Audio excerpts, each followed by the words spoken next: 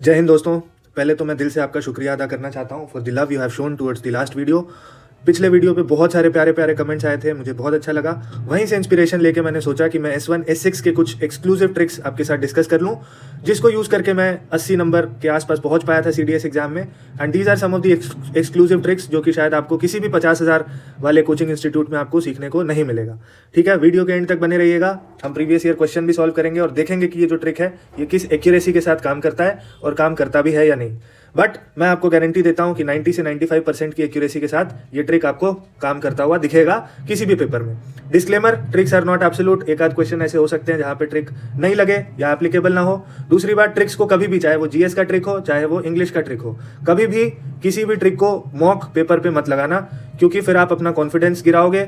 दूसरा, आप अपना समय बर्बाद करोगे। क्यों? रीजन मैं बताता हूँ। मॉक टेस्ट का कोई स्टैंडर्ड नहीं होता। मॉक को सेट करने वाले कोई लोकल कोचिंग इंस्टीट्यूट के लोग होते हैं जिसका कोई स्टैंडर्ड नहीं होता। वो कभी भी UPSC के स्टैंडर्ड को मैच नहीं कर पाएंगे। UPSC का अपना एक SOP होता है पेपर सेट करने का, और UPSC का पैटर्न आपको समझना है। उस पैटर्न के बेसिस पे हमने ये ट्रिक्स डिजाइन किया है। तो ये हमेशा आपको UPSC के क्वेश्चन पेपर पे आप कोई भी उठा लो, उस पर आपको काम करता हुआ दिखेगा। बट मॉक टेस्ट पे प्लीज इसको अप्लाई मत करना, यूजलेस है। ठीक है, तो हम शुरू करते हैं S1 S6। S1 S6 में सबसे ज़्यादा दिक्कत आती है लोगों को कि उनको समय बहुत लगता है इसको सॉल्व करने में। वो कर लेते हैं बट समय थोड़ा ज़्यादा लगता है। उसका आज हम सॉल्यूशन देखेंगे। दूसरा, अगर आपको सही में समय ज़्यादा लग रहा है तो आपको थोड़ा सा टाइम मैनेजमेंट अपना देखना पड़ेगा। अगर आपको 30 मिनट्स लग रहे हैं तो आप 30 मिनट्स हटा के 1.5 घंटे में बाकी पेपर सॉल्व करने का कोशिश करो। बट आज हम देखेंगे कि हम कैसे इसको जल्दी सॉल्व कर सकते हैं। वीडियो के एंड तक बने रहिएगा। और इस PDF को आप डाउनलोड कर सकते हो मेरे टेलीग्राम चैनल से, जिसका लिंक मैं डिस्क्रिप्शन में डाल दूंगा। टेलीग्राम चैनल ज्वाइन कर लीजिए। एक छोटा सा मेरा कंप्लेन है कि वीडियो पे लाइक्स नहीं आ रहे, वीडियो पे कमेंट तो आ रहे हैं क्योंकि उसमें आपका स्वार्थ है, बट लाइक भी कर दिया करो यार, कम से कम थोड़ा सा रीच बढ़ जाएगा। ठीक है, तो लाइक प्लीज कर दीजिएगा और टेलीग्राम ज्वाइन कर लीजिएगा डेफिनेटली। ठीक है, फर्स्ट हैक नंबर 4 मेरा फेवरेट हैक है। ये सबसे फेवरेट शॉर्टकट है मेरा, ऑफ कोर्स। ठीक है, इसमें मैं आपको समझाता हूँ क्वेश्चन के माध्यम से सीधे। अगर आपको किसी भी क्वेश्चन में, जैसे क्वेश्चन नंबर 62, ये CDS 1 2023 का पेपर है, 62 क्वेश्चन नंबर में आप देखो, किसी भी, आप सीधे पहले आप क्वेश्चन मत पढ़ो, आप सीधे ऑप्शन पे जाओ। ठीक है, आप ऑप्शन पे गए, अब आप ऑप्शन को देखो, SQPR, RQSP, RSPQ, QRSP। इसमें आपको एक चीज कॉमन दिख रहा होगा, सिर्फ 2 जगह ऐसे हैं जहां पे सेम लेटर से स्टार्टिंग हो रहा है। RR, ये S से हो रहा है, ये Q से हो रहा है। आप इस दोनों को आंख बंद करके एलिमिनेट कर दो। ठीक है, अब आपका आंसर या तो B है या C है। 50-50 पे आ गए आप। इसको मैं 50-50 रूल बोलता हूँ। ठीक है, आप चेक कर लो, इसका आंसर B या C में से ही होगा। इस क्वेश्चन पे ये रूल नहीं लग रहा क्योंकि RQSP, ठीक है, अलग अलग सारे लेटर्स हैं, तो इस पे नहीं लग रहा। बट इसके लिए एक अलग ट्रिक है जो हम आगे डिस्कस करेंगे। वैसे ही आप इस पे देख लो, RQPQ, Q 2 जगह है, तो आंसर मेरा या तो B है या D है। आप चेक कर लेना, 100% आपको B या D में से ही देखने को मिलेगा आंसर। ठीक है, तो एटलीस्ट मेरा ना 2-3 मिनट बच गया इसमें, क्योंकि मैं बाकी पे चेक ही नहीं करूंगा, मैं सिर्फ B और D पे चेक करूंगा ऑप्शंस। फिर आप इसमें देख लो, RPSR, तो मेरा आंसर या तो A होगा या D होगा, 100%। आप चेक कर लेना। फिर क्वेश्चन नंबर 65, RPRQ, आंसर या तो A होगा या C होगा, 100%। ठीक है, इसको आप चेक कर लेना, B एलिमिनेट, D एलिमिनेट। फिर यहाँ पे देखो 66, RRSQ, आंसर 100% A या B होगा, चेक कर लेना। 100 नहीं, 90, चलो 95 बोल रहा हूँ। ठीक है, नहीं तो लोग फेस वैल्यू पे ले लेते हैं और फिर वो बोलेंगे कि आपने 100 बोला था। ठीक है, फिर क्वेश्चन नंबर 67, PSQR, अब इसमें सारे अलग हैं तो इस पर अप्लाई नहीं होगा। फिर 68, PRSQ, सारे अलग हैं, अप्लाई नहीं होगा। फिर 69, RPPS, PP2, आंसर 100% B या C में होगा। ठीक है, फिर यहाँ पे PSRQ अलग अलग है, नहीं होगा। तो आप गिनती कर लो कितने पे हो रहा है, 1 2 3 4 5, 5 और 6, हाँ, तो 6 आउट ऑफ 10 पे तो आप सीधे सीधे अप्लाई कर पा रहे हो। ठीक है, अगर आपका किस्मत अच्छा रहा तो 8 आउट ऑफ 10 या 10 आउट ऑफ 10 पे भी ये रूल अप्लाई हो जाएगा। ठीक है, ये था हमारा रूल नंबर 1 या hack number 4, which was the most important and the most easiest, और ये लिटरली में हैक था। बाकी जो हैक्स हैं वो एक्चुअली में तरीके हैं सॉल्व करने के, ठीक है, जो कि आपके बहुत काम आने वाले हैं फॉर श्योर। तो आप ध्यान से सुनिएगा। Hack number 3, the chronology hack, time travel. ठीक है, UPSC हमेशा वक्त की रफ्तार फॉलो करता है, बर्थ, वर्क, डेथ या फिर पास्ट, प्रेजेंट, फ्यूचर। अगर किसी सेंटेंस में 1920 लिखा है और दूसरे में 1945, तो 1920 वाला पहले ही आएगा। ऑब्वियस सी बात है, common sense. Example, sentence R में British left India in 1947, sentence S, East India Company arrived in 1600, तो ऑब्वियस सी बात है कि ये पहले आएगा, ये बाद में आएगा। ठीक है, लॉजिक है कि एस हमेशा आर से पहले आएगा। ऑप्शन में चेक करो एस बिफोर आर, फिर आप ऑप्शन में जाओगे देखोगे कि एस बिफोर आर जहाँ पे है उसको आप करोगे, बाकी एलिमिनेट कर दोगे। तो ये हमारा हैक नंबर 3 है।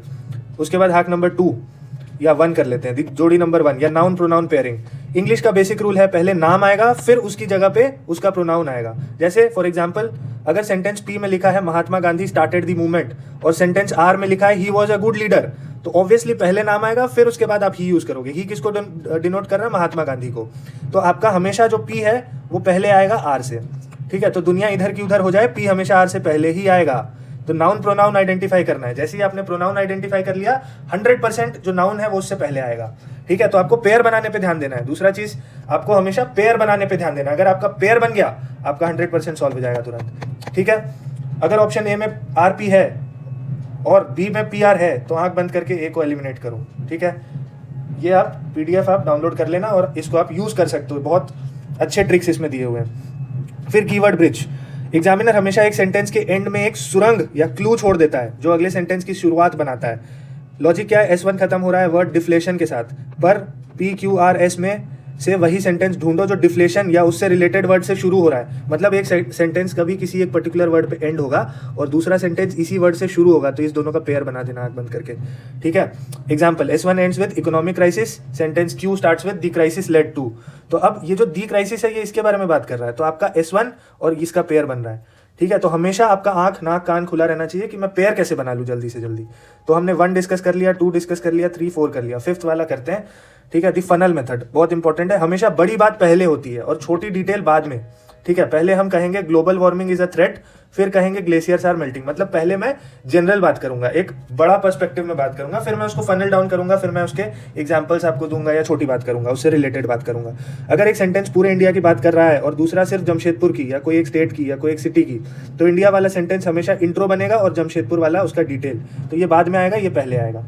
इन कुछ चीज़ों को अगर आप ध्यान में रखते हो, ठीक है, ये तो 5 है, अच्छा ये 2 बार हो गया। अगर आप इन चीज़ों को ध्यान में रखते हो आप बहुत आराम से इसको सॉल्व कर लोगे।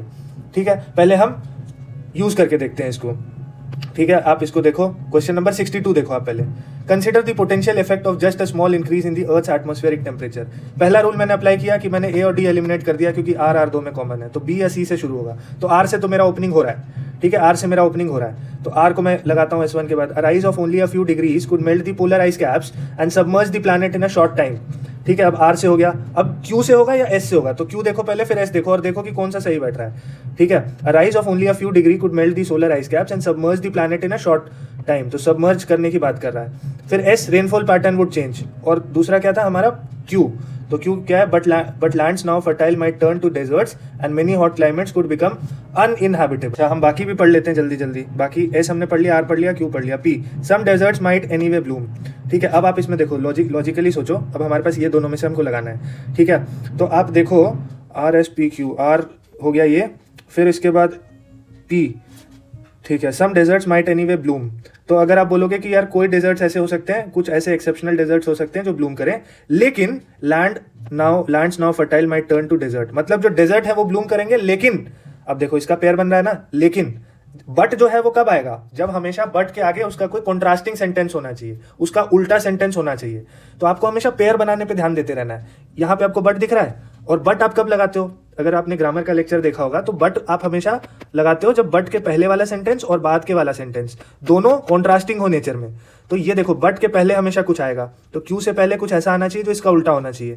तो इसमें क्या बोल रहा है? Some deserts might anyway Bloom, कुछ डेजर्ट जो है वो ब्लूम करेंगे, लेकिन जो फर्टाइल लैंड थे वो डेजर्ट बन जाएंगे। तो पी क्यू का पेयर बन रहा है। तो पी क्यू आप देखो कि कहाँ पे पेयर बन रहा है, ये देखिए सी में पी क्यू का पेयर बन रहा है, तो सी मेरा आंसर हो गया करेक्ट।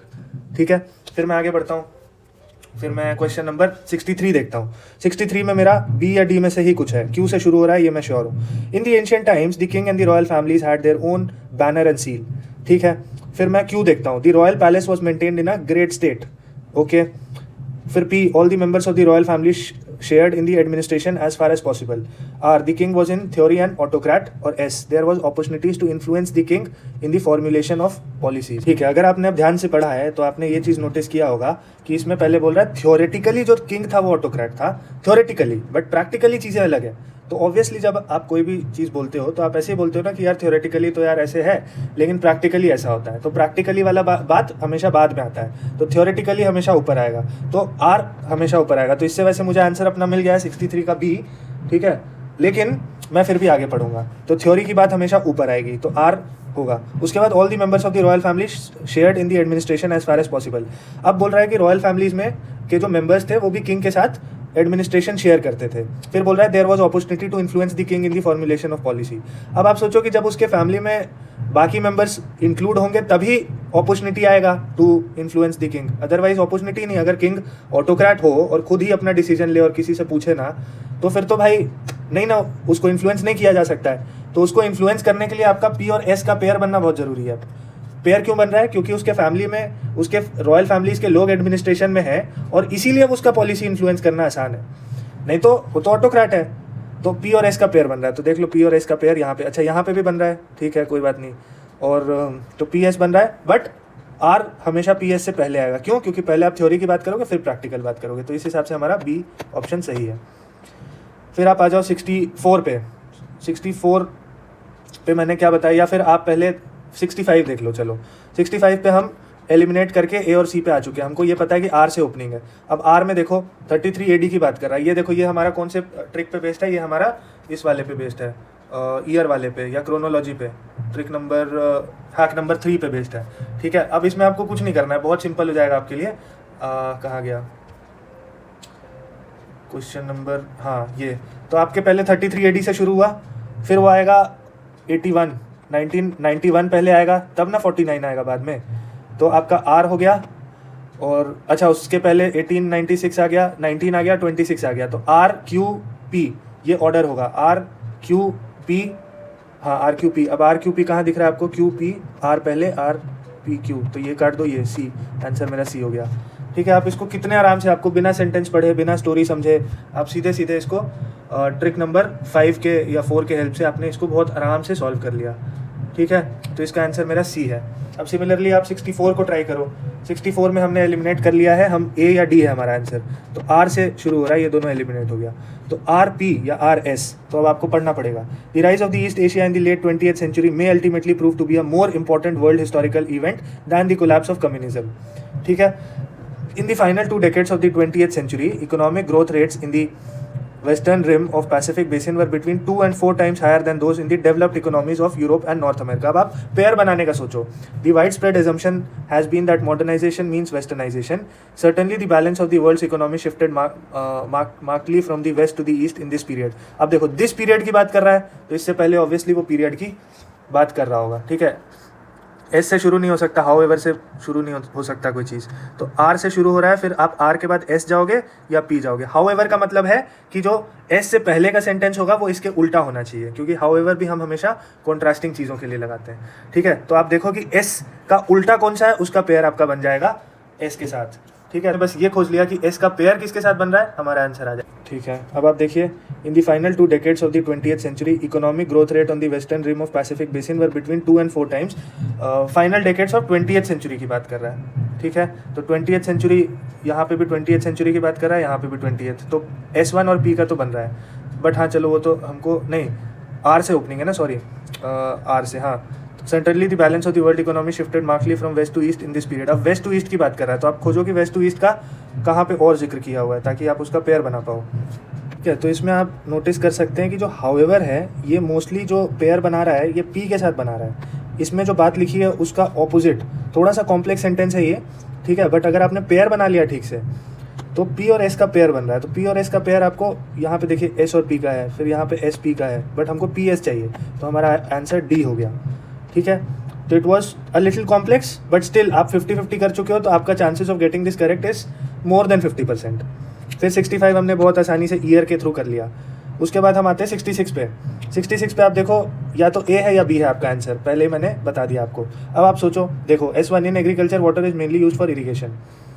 पी द लार्ज, अच्छा हमको स्टार्ट किससे करना है, आर से, तो हम आर डालते हैं। Irrigation is needed because of spatio temporal variability in rainfall in the country, ठीक है। इरीगेशन का रिक्वायरमेंट बता दिया कि क्यों है। उसके बाद देखो एस आना चाहिए कि पी आना चाहिए, north western India and Deccan plateau constitute such areas. अब देखो इसमें सच एरियाज की बात कर रहा है, तो ऑब्वियसली इसका पेयर हमेशा उसके साथ बनेगा जहाँ पे कोई एरिया के बारे में बताया जा रहा हो। तो मैं इसमें देखता हूँ एस के पीछे आर है, तो एस के पीछे आर है जो कि मुश्किल है बनना, तो एस के पीछे पी है।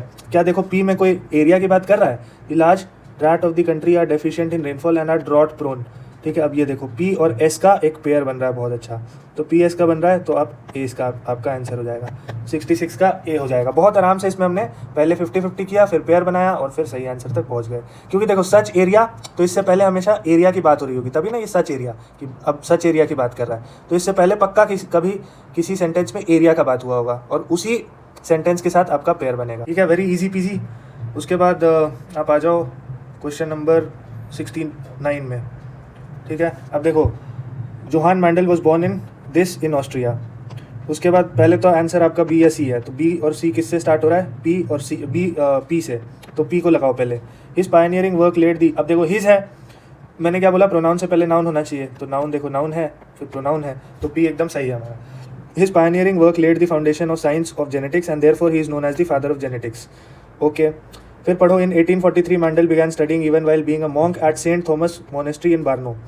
ठीक है, देयर ही वॉज एक्सपोज। अब देयर मतलब कहाँ, देयर से पहले पक्का लोकेशन होगा, लोकेशन कहाँ दिया हुआ है इसमें आपको, या तो ऑस्ट्रिया है या फिर बार्नो है, तो ऑस्ट्रिया के साथ हमारा ऑलरेडी पेयर पी का सेट हो रखा है, तो हम इसको देयर को इसके साथ सेट करेंगे, तो हमारा आर और क्यू का पेयर बनेगा। तो अब देखो ऑप्शन में आर और क्यू किस में है, आर क्यू, ये रहा, सी हो गया मेरा आंसर। ठीक है, 2 मिनट भी नहीं लगा, 2 मिनट तो बहुत ज़्यादा बोल रहा हूँ, तुरंत हो गया इसमें। फिर आप देखो क्वेश्चन नंबर 70। अब हिस्ट्री के क्वेश्चंस में क्या करना है, आपको हमेशा पैटर्न दिया रहेगा, पैटर्न रिकॉग्नाइज करो, पेयर बनाओ, बात खत्म। Mahatma Gandhi found in salt a powerful symbol that could unite the nation. फिर पढ़ो on 31 January 1930 sent a letter to viceroy Irwin stating 11 demands. अब 11 डिमांड्स की बात कर रहा है, फिर इसमें खोजो कि 11 डिमांड से रिलेटेड कोई सेंटेंस है क्या, तो उसके साथ इसका पेयर बन जाएगा। The idea was to make the demand wide ranging so that all classes within Indian society could identify with them and everyone could be brought together in a united campaign. Salt was something consumed by the rich and the poor alike, and it was one of the most essential items of food. The most stirring of all was the demand to abolish. अब देखो इसमें demand की बात कर रहा है और फिर यहाँ पे भी 11 डिमांड की बात कर रहा है, तो डिमांड और फिर यहाँ पे भी डिमांड, तो क्या पी और एस का पेयर बनेगा। इसमें 11 डिमांड्स की बात कर रहा है और 11 में से बोल रहा है कि जो सबसे खतरनाक डिमांड था वो था सॉल्ट एबॉलिशन, तो पी और एस का बनेगा। तो देख लो पी एस कहाँ पे बन रहा है, पी एस नहीं बन रहा, पी एस नहीं बन रहा, पी एस नहीं बन रहा, और तेरी पी एस तो यहाँ पे भी नहीं बन रहा, तो हमको फिर से सोचना पड़ेगा कि शायद हमने कुछ गलती करी है। तो एक बार और ऑन 31 जनवरी, अच्छा ऑन 31 जनवरी इतना ही sent a letter to viceroy Irwin stating 11 demands. 11 demands की बात हो गई है। The idea was to make the demand wide range. अच्छा सॉरी, 11 डिमांड और डिमांड, इसका भी तो पेयर बन सकता है ना, पी एस का भी बन सकता था बट पी क्यू का भी बन सकता है, डिमांड। तो मैं चलो पी एस नहीं मिला तो मैं पी क्यू देखता हूँ, पी क्यू इसमें है, इसमें क्यू पी है तो नहीं हो सकता, इसमें पी क्यू है तो इसमें हो सकता है, इसमें क्यू पी है इसमें नहीं हो सकता, तो मेरा ए होगा या सी होगा। ठीक है, उसके बाद क्यू के बाद अगर होना हो तो एस आना चाहिए, तो क्यू के बाद अच्छा इसमें भी एस आ रहा है, इसमें भी एस आ रहा है, तो चलो हमारा पैटर्न अभी तक तो सही है। उसके बाद पी क्यू एस और आर, अब देखना है आपको कि आर जो है वो सबसे शुरू में आएगा या आर जो है वो सबसे एंड में आएगा। सॉल्ट वो something consumed by the rich and the poor, और Mahatma Gandhi found in salt a powerful symbol that could unite the nation. Salt was something consumed by the rich and poor, R भी हो सकता है और दूसरा मेरा हो सकता है पी। ऑन 31 जनवरी इतना ही सेंट्रल लेटर, तो मेरा ओपनिंग या तो पी से हो सकता है या आर से हो सकता है। ठीक है, तो आप सोचो कि कौन सा आपको सही लग रहा है। मेरे को पी सही लग रहा है क्योंकि इसमें डेट दिया हुआ है और ये एक इंट्रोडक्टरी सेंटेंस का काम कर रहा है। ये एक जो मैंने ये वाला ट्रिक बताया था ना कि फनल इफेक्ट, कि एक बड़ी बात करेगा फिर उसके नीचे छोटी बात करेगा, तो ये फनल इफेक्ट है, पी जो है वो बड़ी बात कर रहा है, तो आंसर मेरा ए हो जाएगा। ठीक है, आप कुछ इन ट्रिक्स को यूज़ करके आप बहुत आराम से सॉल्व कर सकते हो। इसके अलावा ये एक बुक है जो कि हमने स्पेशली लिखा है 40 ट्रिक्स फॉर जीएस के लिए 40 ट्रिक्स लिखे हुए हैं, wherein basically you learn 40 tricks of how to eliminate options and reach to the correct option. तो अगर आप इसको यूज़ करते हो बहुत प्रोबेबिलिटी है कि आप अपने मार्क्स को 10 से 15 मार्क्स एक्स्ट्रा बूस्ट कर लोगे अपने जीएस के स्कोर को और अपने टोटल स्कोर को। तो इसको आप ले सकते हो, टेलीग्राम चैनल ज्वाइन करके आप मेरे को डीएम करके इसको खरीद सकते हो। It is priced eight ₹299 for may be 2 or 3 days, so you can benefit from this. तो आप चाहो तो आप ले सकते हो। Thank you so much and I hope you like the video. Like share subscribe please कर दीजिएगा। Thank you.